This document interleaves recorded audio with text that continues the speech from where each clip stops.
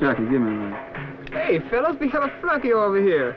Hey, Jackie. Nice donkey, Jackie. Why don't you lick his feet too, Jackie? Cut that, will you? Knock it off. Say, Chip, what we gonna do tonight? One thing we're gonna do is split up. The red car come along, we'll be in trouble. Come on, Jackie.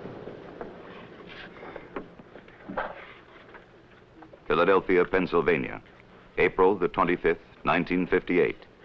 A young Korean university student by the name of In Ho Oh leaves his room to mail a letter.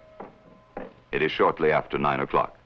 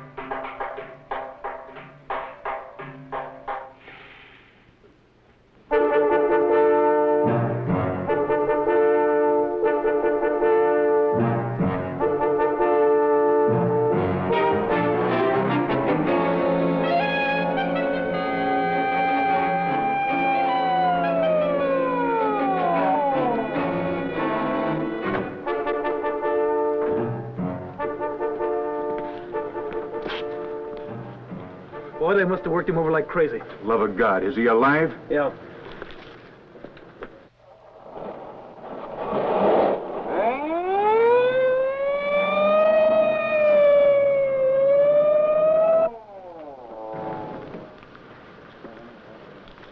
What you got, Pete? Got any leads? Got this lady over here.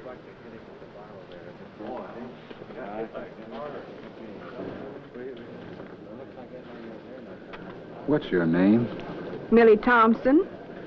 You the one who called the police? Yes, I was.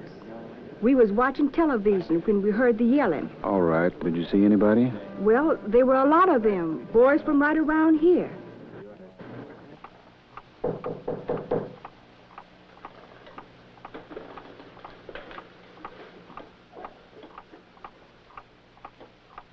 Who's there? It's the police.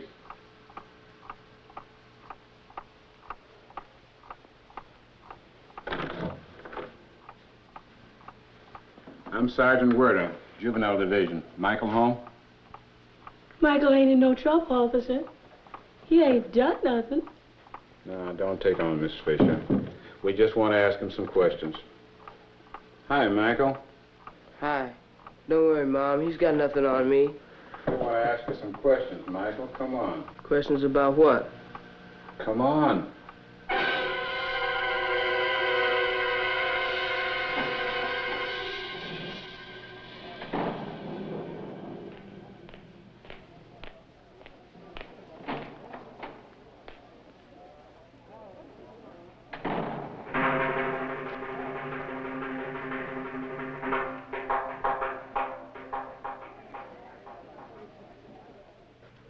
I ain't been in no trouble.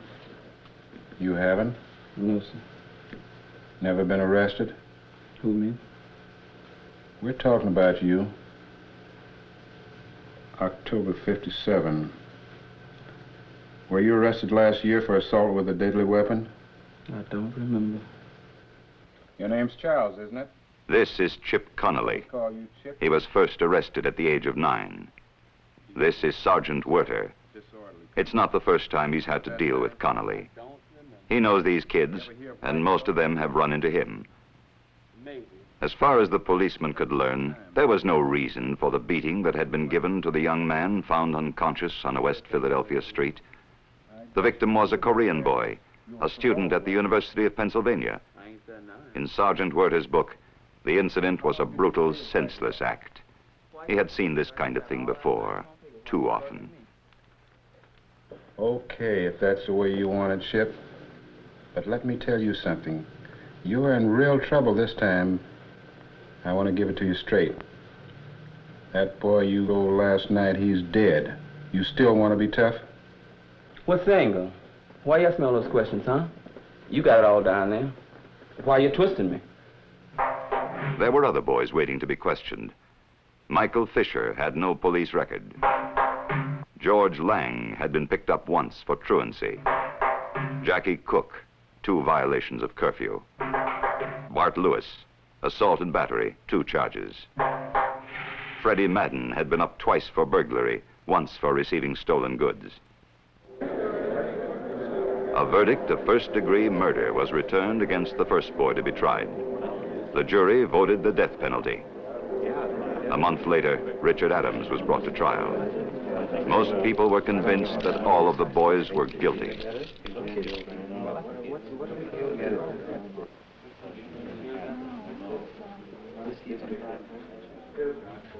All rise.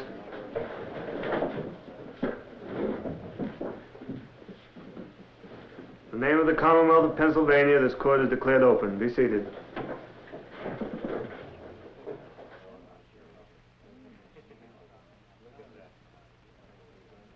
Are you ready to proceed? Yes, Your Honor. The Commonwealth moves for trial, Your Honor, in the matter of Commonwealth versus Richard Adams, charged with murder in Bill of Indictment number 653, May Sessions, 1958. Are you ready to proceed for the defense? Yes, Your Honor. With submission to the court, and ladies and gentlemen of the jury, Richard Adams is charged with the crime of murder. Our statute, which makes murder... They were all there. The judge, All murder... the assistant district attorney who had successfully prosecuted the case against Chip Connolly and was scheduled to try the other boys. by any other kind of... The defendant, Richard Adams, he was 17. Mr. Adams, his father. shall be committed in the... Ki Hong-o, uncle of the deceased. He was one of the first to testify. Your full name and address? Ki Hong-o, 3910 Hawthorne Street. Place your right hand on the Bible. You swear that the testimony given by you in this case will be the truth, the whole truth, nothing but the truth, so help you God? Yes, I do. Be seated. Mr. O, I want to cause you as little anguish as possible, so I'll go directly to the point. Now, you knew the deceased, did you not? Yes, he was my nephew. And he lived with you and your wife in your apartment? That is true. Tell me, how long had you known the deceased? I had known my nephew since his childhood. But my brother's family and I, my brother is the father of In-ho, we were thrown together in the flight from Incheon when the communists of North Korea invaded us. That was in 1950. I came to know my nephew very well during those years. In-ho was in his teens when his family fled to the south. All but their most precious possessions had been left behind. It was 200 weary miles to Busan and safety.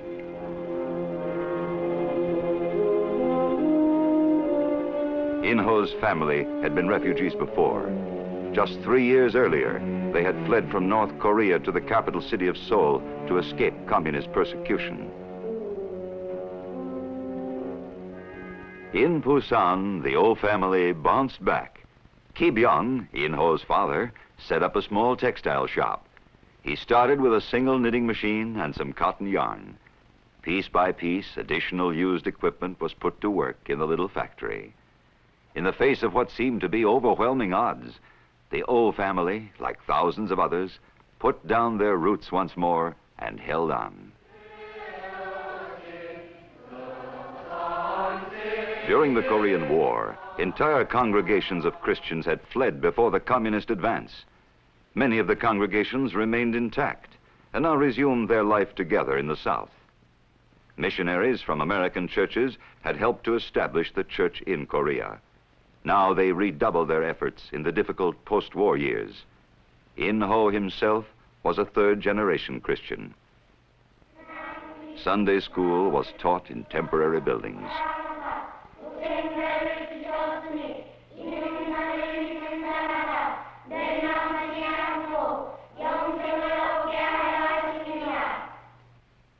God so loved the world that he gave his only begotten Son. In-ho was a member of the Young-do Presbyterian Church, where he became the youngest deacon. He saw the future of Korea in the faces of the youngsters he taught.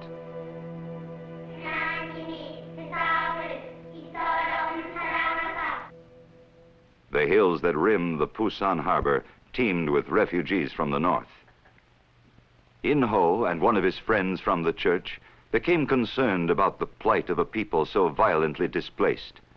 Thousands had returned to their homes elsewhere in Korea, but thousands remained in Pusan to start all over again. Many of them were from North Korea, often separated from family and friends. For them, there was no return.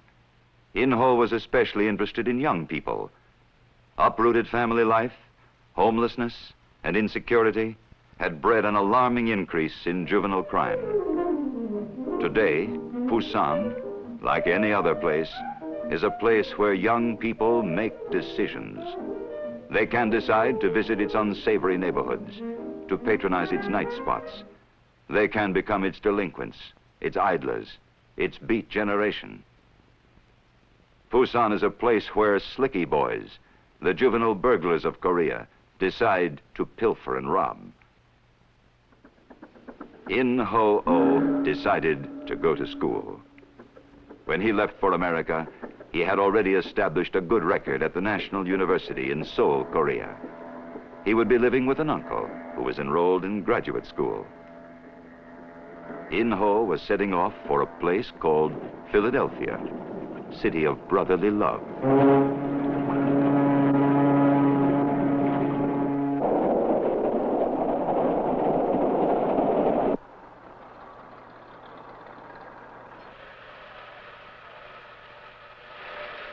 When In-ho came to live with us, he had decided to study in the field of political science.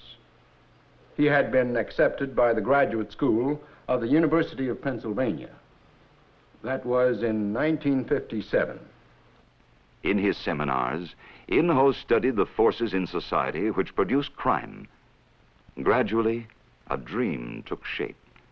He decided to take his new knowledge and skills back to Korea and devote his life to the welfare of juvenile delinquents. He expressed his ideas in letters to friends at home. My nephew spoke seldom, although when he did speak, it was with confidence, for he rehearsed his thoughts carefully beforehand. He was always anxious to avoid arguments. I think it is fair to say that he did not want to injure anyone, not just those he loved or liked, but people he had just met, complete strangers. While Richard Adams was being tried, Chip Connolly was waiting for the outcome of his appeal from the death penalty. 6 of the 9 boys under indictment were not yet 18 years of age. The state had set aside their juvenile status. They were all to be tried as adults. 2 of the boys were detained at the Youth Study Center until their 16th birthday. One of them was Michael Fisher. Sit down, Michael. Michael, do you know who I am? Yes, sir, you call the chaplain. That's right. I'd like to help you, Mike. What can you do, mister? I'll do anything I can. Tell me about yourself. I've talked to your parents, Michael, just yesterday. Your mother is much better. Yes, sir. She says not to worry about her. The chaplain who talked with Michael Fisher works at the detention facility full-time. He's employed and supported by the church. Your mother wanted you to know, Michael, that she prays for you. Is that gonna help? Yes. I believe God answers prayer. Don't you? Yes, sir. Do you know Tommy Taylor? Sure. I met him just as I was leaving your home. He lives near you? Yeah, next door. He tells me you play basketball together. Sure. We're on the same team at the West Philly Boys Club. We were, I mean. You're pretty good the way I hear it. I guess so. Last season, anyway. Not as good as Tommy. He's fast. This up of potatoes, honey. Tommy Taylor had grown up with Michael Fisher. Tommy, not your new tie. That's all right, Mom. It's an old spot. It's dry now. Why hadn't Tommy been at 39th and Hawthorne the night In Ho was killed? The Taylors weren't immune to the evils of city living, except for certain choices made by his parents, his friends, and himself. Tommy, too, might have been in jail. Thank you, Tommy. You'll know pas de quoi. Listen, it talks in French. Hush, children. John. Daddy, will you pray for Michael? Yes, Sarah. Our Father, bless this food to our use, and us to thy service. We ask thy blessing on Michael and his mother and father in this difficult time. Lift them up by thy love. Let them know that thou art never closer to thy children than when we were in great trouble. We ask in the name of Jesus, our blessed Savior. Amen. Put your bunny down there and pull your plate in. There's no simple explanation for the differences between the choices made here at 3902 Dayton Street and the choices made next door. Tommy and Michael Fisher had a lot in common. They were the same age. They went to the same school. They played on the same team. The Taylors and the Fishers live in a kind of neighborhood that some people thoughtlessly call a jungle. A cliche like that can obscure important facts about the deteriorated parts of a big city. What's this neighborhood like?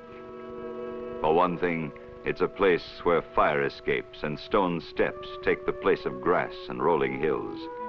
It's a population pocket of low-income families, swollen by the influx of thousands of newcomers from the south, and isolated in an old part of town that had already been given over to crumbling mortar and rotting wood. This is a trade school where beginning students learn how to steal hubcaps from a parked car. Later, they'll graduate to stealing the car itself. This is a place where bored and restless teenagers make like grown-up toughs. Why is it that some kids will play like crazy under a simple backboard, while others get their kicks out of snatching a purse for 68 cents? Why is it the same boy who has a steady job after school may be picked up for illegal entry? One of the agencies that are looking for answers to these questions is the church. Churches provide, wherever they can, a healthy atmosphere of recreation and fun. They've devised a variety of activities to meet the needs of idle hands and eager minds. But the church has more to offer than a social calendar. Church leaders know this. The church's influence reaches outside its walls. The man who has just spoken at this luncheon club is an honored judge and a churchman. Things have changed here for the Negro, and for the better. Not as much as some of us would like, but then we face a tremendously big job. Yes, but it's a job of our own making. You can't make second-class citizens out of a large segment of the population, regardless of their color, and segregate them for years and then overnight expect them to behave like saints. The church also reaches into the life of the campus. University pastors, supported by the church, try to keep students sensitized to social issues. For some University of Pennsylvania students, the implications of In Ho's death were immediate and personal. I just can't shake the idea that it didn't have to be In Ho who got rolled. It could have been me, Ed. I've walked home through that district late at night many a time. These kids just rolled the first guy who came along. This didn't have anything to do with race. It could have happened to anybody. Mr. O, when did you last speak to your nephew? On the evening of April the 25th. Can you remember the time? It was a little after 9 o'clock. He left the house to mail a letter in the mailbox across the street. He did not return.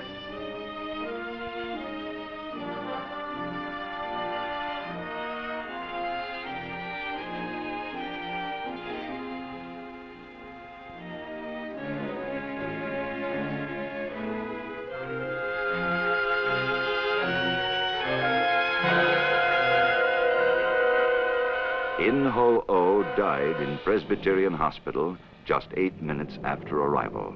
The story hit the Philadelphia streets on April 26th. Across the international dateline in Korea, it was Sunday.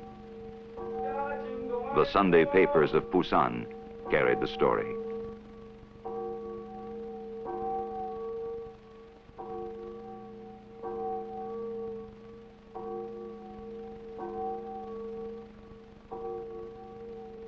The father of In-ho had not yet received the trans-Pacific cable from Philadelphia that was to tell him of his son's death.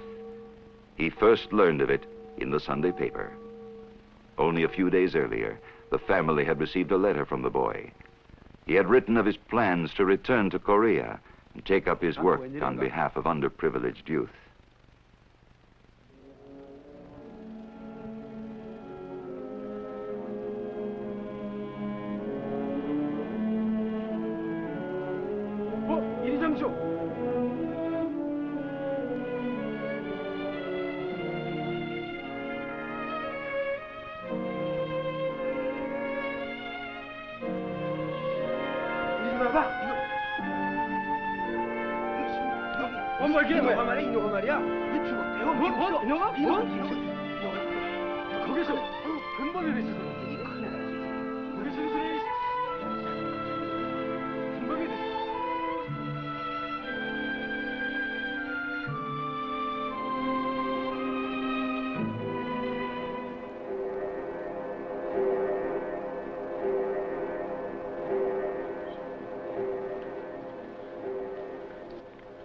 He was like a son to us, Mr. Adams.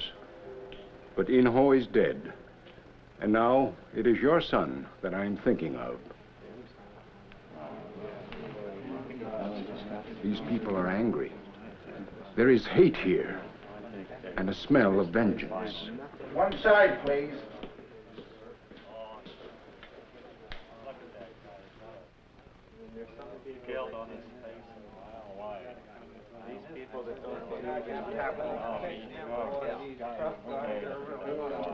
The verdict was about to be returned in the case of the Commonwealth of Pennsylvania versus Richard Adams, bill of indictment number 653.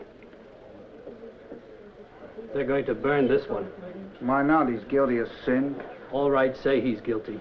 You electrocute those boys, you don't solve the problem. They're being punished for more than their guilt. They're taking the rap for the rest of us, too. Members of the jury, have you reached a verdict? We have. Your Honor, the jury have agreed. Shall the verdict be taken? Let the verdict be taken. Jurors rise. Prisoner rise. Jurors look upon the prisoner. Prisoner look upon the jurors. Members of the jury, how do you find? Do you find the prisoner at the bar guilty of the crime of murder wherein he stands indicted, or not guilty?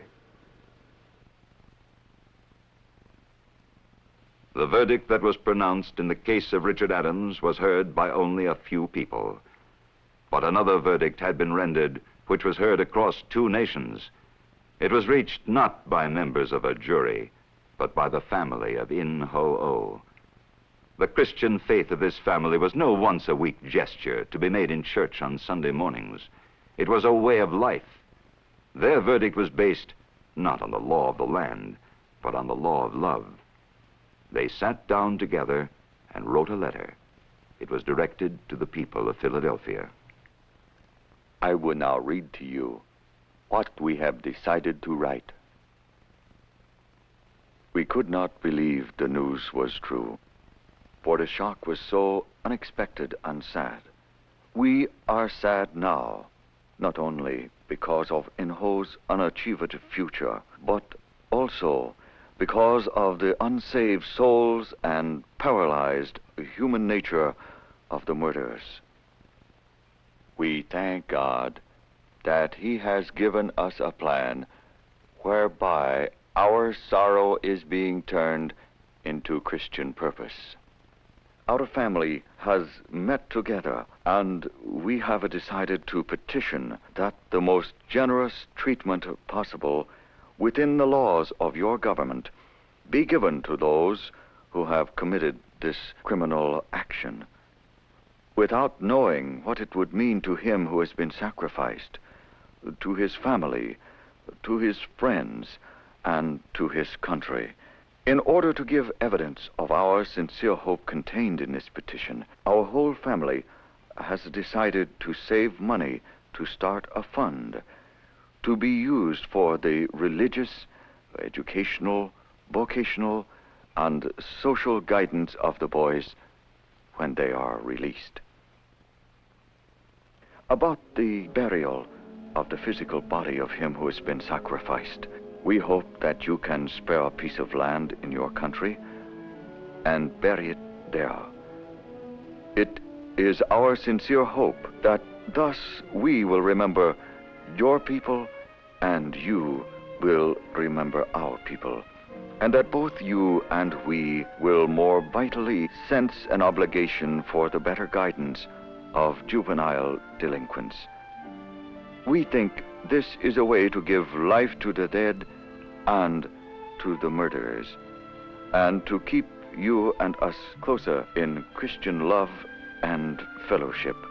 May God bless you, your people, and particularly the boys who killed our son and kinsman. In response to this epistle from the Koreans, the Presbytery of Philadelphia provided the burial site in the cemetery of historic Old Pine Street Church. And today the body of the young Korean lies there in honored rest. But the harsh and bitter problems will not be buried. They cannot be laid to rest in a quiet historic churchyard. The problems of lawlessness and delinquency remain. No one knows it better than those charged with administering the law. The problem of a public misinformed about race challenges our entire educational system. At the same time, the church is challenged to bring its unique message of forgiveness and redemptive love to everyone, regardless of his condition of life. Christians everywhere have been challenged to take the claims of their faith at face value.